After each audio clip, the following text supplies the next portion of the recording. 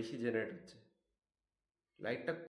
গতকালকে আমি এই লেবুর এক্সপেরিমেন্ট দেখেছিলাম যে লেবু দিয়ে কিভাবে ইলেকট্রিসিটি জেনারেট হয়। এবার সারা রাত এটা এইভাবেই ছিল।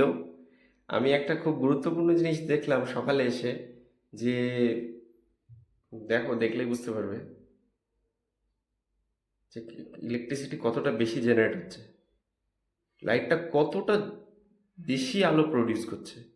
মানে সারা রাত এই যে যে জিঙ্কের ইলেকট্রোডসগুলো ছিল, এই জিঙ্কের ইলেকট্রোড, জিঙ্ক থেকে 2+ আয়নস, যেটা দুটো ইলেকট্রন, সেটা মানে অক্সিডাইজড হয়েছে, জিঙ্ক অক্সিডাইজড হয়েছে, ইলেকট্রনগুলো ছেড়ে দিয়েছে, ছেড়ে দিয়ে এই পাশে জমেছে, সারা রাত ধরে জমেছে।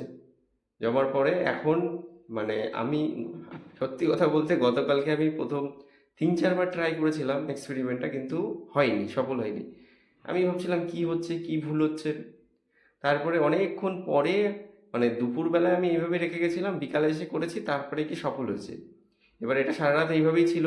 আজকে সকালে এসে এই এখন জুড়িয়ে দেখছি যে এতটা আলো, মানে যত টাইম যাচ্ছে তত ইলেকট্রিক যে কারেন্ট জেনারেশন আরো বাড়ছে।